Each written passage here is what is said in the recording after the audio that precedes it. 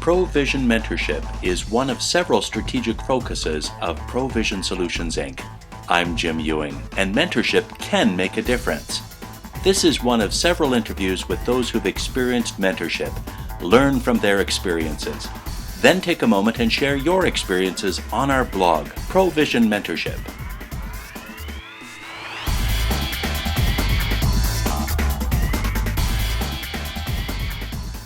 My experience personally with mentorship actually would go back to my childhood. I was raised in an Irish family, and my grandfather, without knowing it, was a mentor to me. We wouldn't have ever used the word mentor at that time, but just the way that he dealt with me and taught me things, he was my first mentor. And then my father was a great mentor to me. But then the most formative time of mentoring in my life was really with some people who came alongside me at critical times in my life to just help me understand what it's going to be like moving forward from there. And little did I know that I would end up giving my life to mentoring. And I led an organization called Arrow Leadership for 14 years.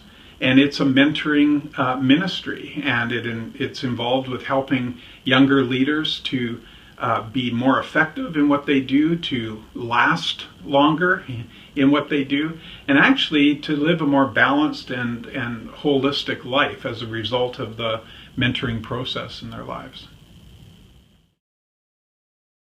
There are some key things that I think are nuggets that need to be part of you living life fully and being successful in the midst of it.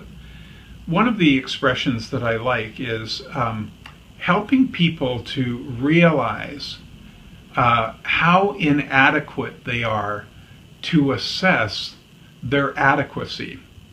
And what I mean by that is that there are some people who just do not have a good perspective on their gifts or their talents in certain areas.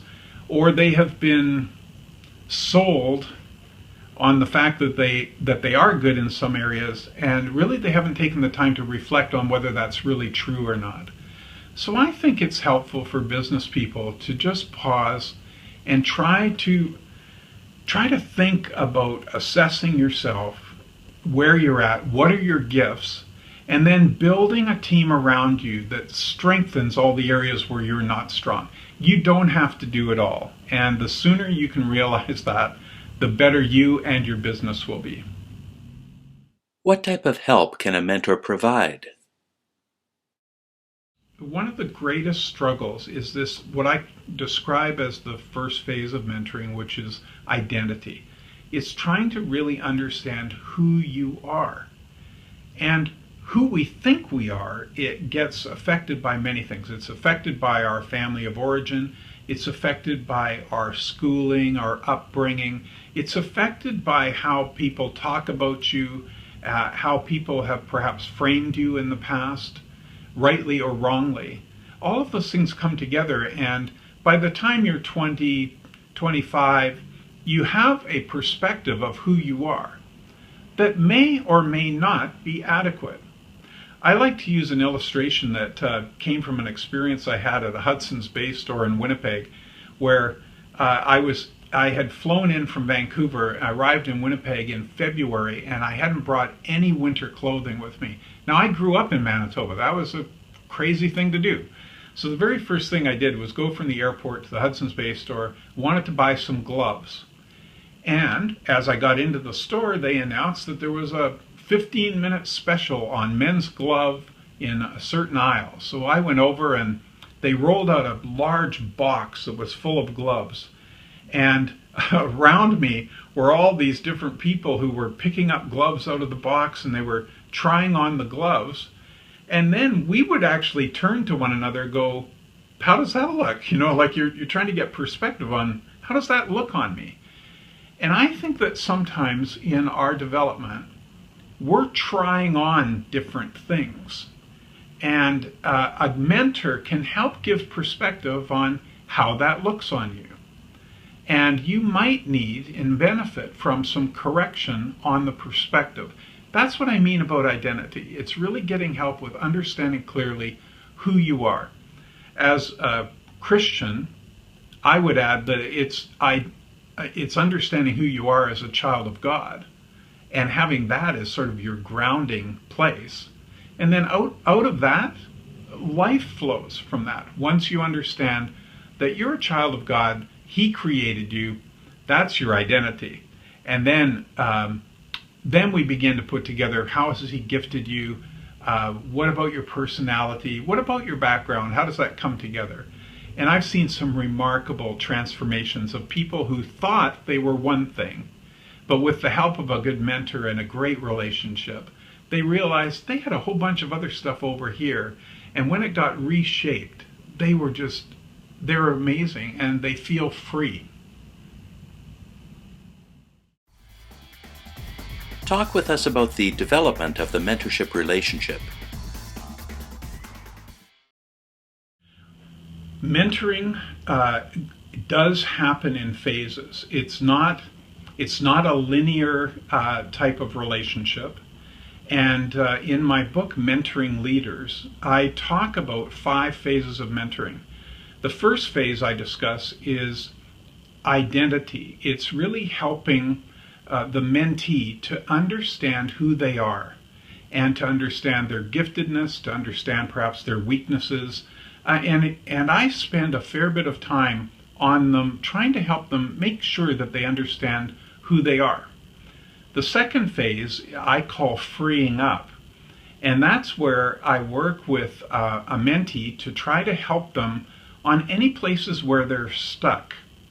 Like, where do they get stuck in life? And why do they get stuck there? And is there any way that we can sort of sever the ties of those things that hold you back and allow you the freedom to move forward in your life? The third phase is what I call visioneering. And this is actually a fun phase of mentoring. It's the phase where you help them to really determine, what are they called to do? How are they wired? How has God wired them? And how should they be using those gifts in their life to move forward?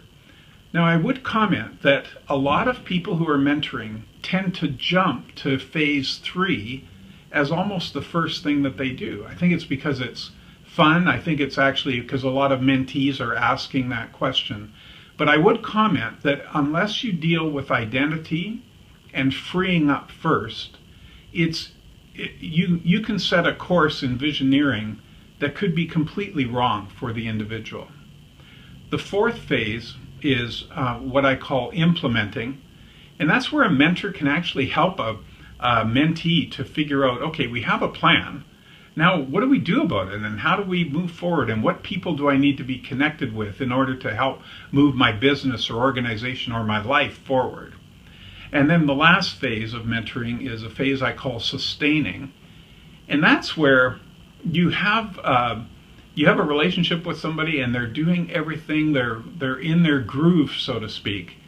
And then suddenly a restlessness can begin to appear and they feel like they have to do something different. And a mentor can be such a wise counselor at that point to help them really discern whether they are to change or whether they're just to stick to it and enjoy life in some other ways. Have you got some tips for both the protege and the mentor? A key part of the relationship being effective is that the mentor has to be authentic. The same is true of the mentee. You want to be sharing in an authentic relationship. And younger leaders, they can smell it a mile away if you're not authentic. So they're looking for somebody who's the real thing. And that doesn't mean that you have to be perfect. In fact, part of sharing your experience is also sharing where you've failed and where you've stumbled. And so that is something that's important in the midst of it. I also think that it's another thing that I watch with mentors in particular is mentoring is not about teaching. I find that a lot of people who actually have a teaching gift are drawn to want to be mentors. But the relationship isn't to create another environment where you can teach or just drop content on people. It's a place where you're actually sharing life together. The same I would say about counseling. It's not a place, you're not a counselor. You don't have to be a counselor. There are times, I've had many times in my mentoring of others where I've referred them to counselors because of things that have come up in the course of the conversation. But I think understanding your role as being one who is coming alongside for this particular season in life to encourage them, to offer your experience and your resources to them along the way is such a valuable contribution that you can make to any man or woman. Now it's your turn to share your experience with mentorship. Visit our blog, ProVision Mentorship. Make the investment in mentorship today for your success tomorrow.